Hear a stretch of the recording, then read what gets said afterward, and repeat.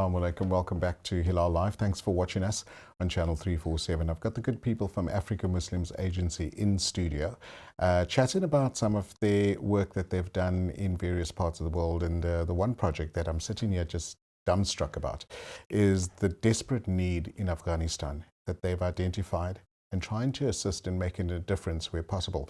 Sister Idrissa and Fatima Ali in studio, Jazakallah so much for coming through and chatting. Before the break, we chatted about Afghanistan. Fatima, you were on that project with the ladies delegation, and you were telling us about some of the hair-raising stories that you've experienced. And we often see poverty in South Africa, but I don't think we've ever seen poverty like the way you describe it. It is a different kind of poverty. It is a poverty that, it is decades and decades of poverty. It is within the Afghanistani DNA, so to speak. We have met women who you and I would think are 50 or 60 years old, but they would be in their late 20s, early 30s because of the hardship that they would endure. And one would think, what kind of hardship it is? It is for not having food for days on end. It is not having electricity, not having clothing, walking in the snow, because Kabul is a landlocked country, Right. a city. And it's very mountainous. So when the snow falls, it looks beautiful, but the coldness is devastating. And you will see children just want to be children. Luqmaan, they would play with kites on the snow, and it would warm your heart because you would hear the giggles, and then you would realize, but this is the reality of the children there. So now you ask about the water. There's no running water, so what's happening?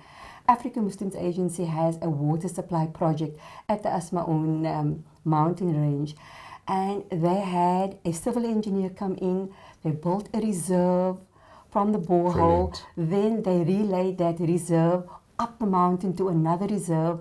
Then they put all the pipings down, and then 400 households could then receive clean water just by turning on the tap. And you just know the ripple effect from there. The ripple effect of that, because when we went to the doctor, to the hospital, then they said that because there's no running water, the dysentery that happens, children become sick because there isn't clean water for food, for washing clothes, for agriculture.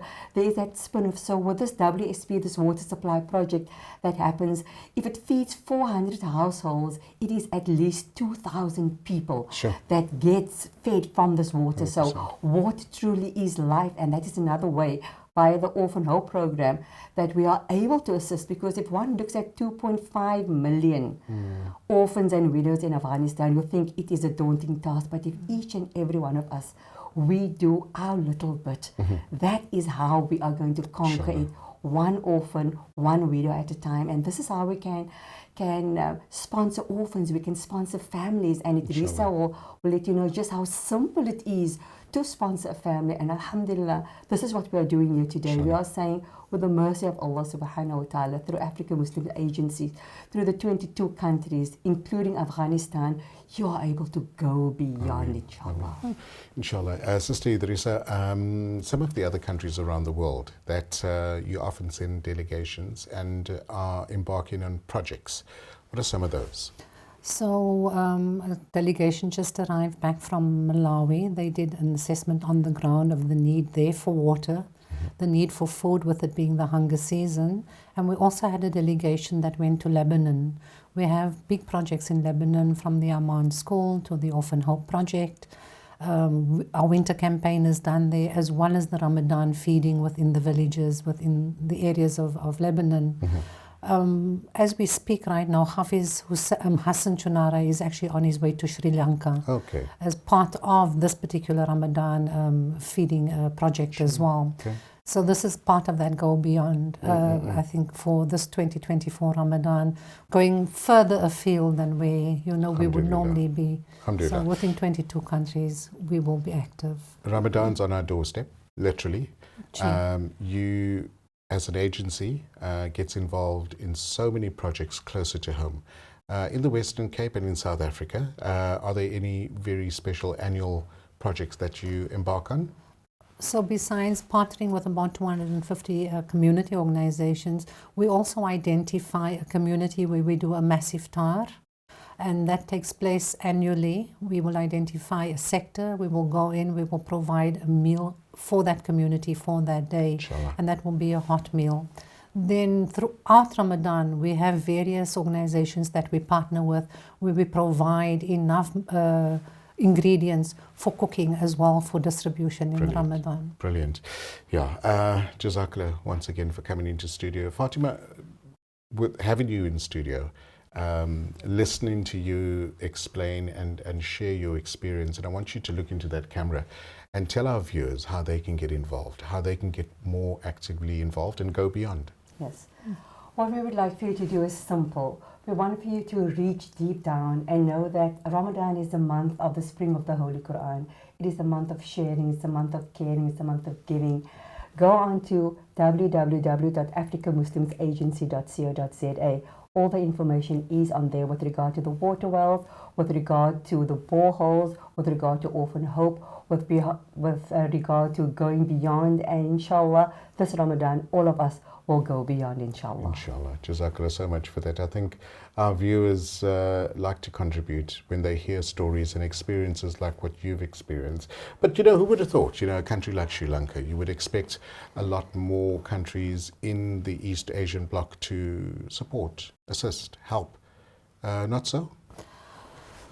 Just from a point of view, when you look at it, we are normally engaged in countries that apply for assistance, that apply for help. So we also send a delegation out to do the assessments on the ground. And an area like Sri Lanka has also been in conflict. So you have... They've had a change in government not too long ago as well. And a large influx of people who actually leave and end up going into Bangladesh between that border area there. And a lot of need is also required within that context. So Sri Lanka is one of the countries that will definitely be fed this Ramadan as well. With regards to your local projects, Western Cape, let's bring it a bit closer. Do you take on volunteers? Can people assist with a certain set of their skills that they have? Definitely. During this month, it's probably the month that the office gets the busiest, the agency gets the busiest, and we rely upon volunteers to come in to actually assist. So we have on our website a volunteer form. Volunteers can apply on that form. The office will get back to them and then designate a duty for them. And there will be enough opportunity during this Ramadan to do so. Okay. That's amazing that people come through and volunteer as well. As always, look for those that would like to venture into the humanitarian aid sector. It's a good grounding to work with people like Africa Muslim Agency as well. How do our viewers get involved? I mean, right now, what are some of the current projects of how our viewers could get involved? So to feed one person this Ramadan, iftar and a suhoor meal, you're looking at 110 Rand for an iftar box. If you're looking at a family, and we've seen this in Afghanistan, how families have lined up to collect Ramadan aid and Ramadan food, you're looking at throughout the world, actually, it's 1,600 to feed a family. And there's enough sustenance within those Ramadan hampers, food hampers that have been prepared, and all of them are culturally appropriate. So to every region, every country. That's very important. Absolutely, due diligence has been done on the type of food that needs to be fed within a particular society.